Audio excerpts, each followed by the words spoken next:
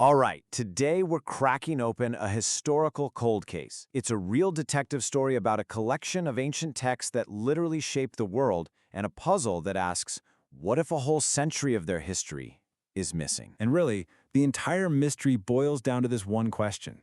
For centuries, right, the answer felt pretty locked in. But what if that timeline we've all just kind of accepted is totally wrong? What if the origin story of the New Testament needs a radical rewrite? So here's the showdown. On one side, you have the consensus view. The books were written in the first century, pretty close to the events they're talking about. But on the other, you've got this challenger view that some key texts weren't actually finished until the second century. That 100-year gap, that's the missing century we're going to investigate. Okay, so first things first, let's lay out the standard story.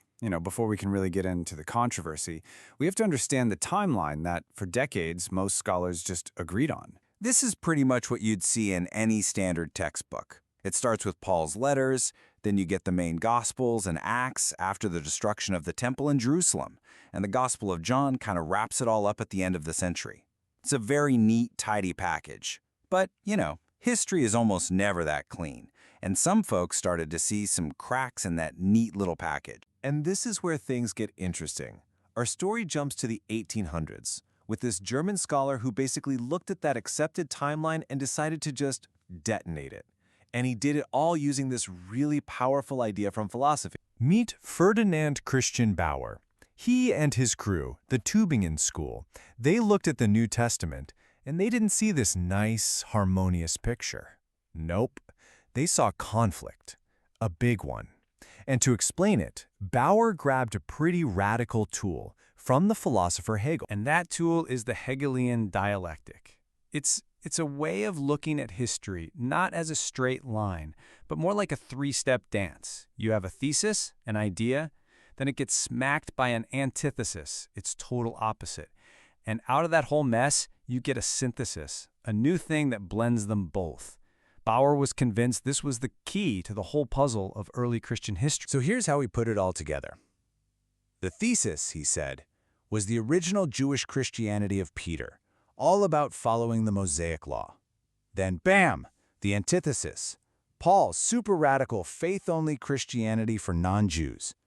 Bauer's big argument was that these two camps were basically at war, and that led him to this just explosive conclusion, that most of the New Testament books, Gospels included, were actually the synthesis.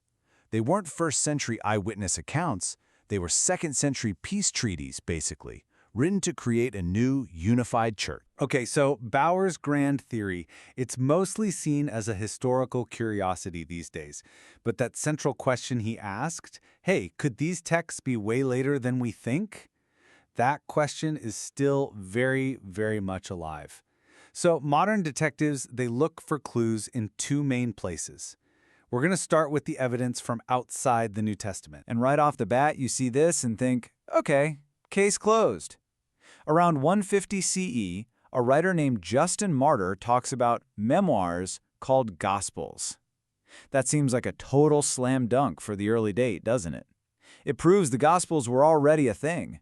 But for the late date folks, it's just not that simple. Yeah, they come back with a really critical question. When Justin says Gospels, is he actually talking about the same finished final draft books that we have in our Bibles today? Or could he mean something else entirely? The challengers say the evidence is way murkier than it looks. And here's why they're so skeptical. For one thing, when you look at the quotes from these early writers, they almost never match our texts word for word. Plus, they hardly ever name their sources. Justin never says, and now a quote from the Gospel of Matthew. So the challengers argue, hey, maybe they were just pulling from the same stories that were floating around orally, or maybe from other early documents that are now lost. And then you have some books, like 2 Peter, where there's just crickets, a total deafening silence. No clear mentions anywhere. So you might be thinking, okay, fine, but what about the actual physical evidence? This little scrap of papyrus is the oldest piece of the New Testament we've ever found. It's usually dated to around 125 CE, which would seem to lock the Gospel of John firmly in the 1st century. But experts like the paleographer Brent Nonbury urge caution here. He points out that dating ancient handwriting is, well, it's more of an art than a hard science. He argues the real date range for this fragment is much, much wider and could easily stretch late into the 2nd century, which means this piece of evidence, this supposed silver bullet, it's not so definitive after all. So if the clues on the outside are a bit of a mixed bag, the detectives have to turn inward, to the evidence inside the texts themselves. And honestly, this is where the case for a later date starts to look pretty compelling. 306. Remember that number. It's a huge clue that suggests maybe, just maybe, the Apostle Paul didn't actually write 3 of the letters people say he did, 1st and 2nd Timothy and Titus. So that number, 306, here's what it means. The letters known as the pastorals have over 300 words that Paul never ever uses in his other undisputed letters. The church they describe feels really formalized, with bishops and elders. And the main thing they're worried about isn't Paul's signature idea of justification by faith, but protecting sound doctrine from heretics.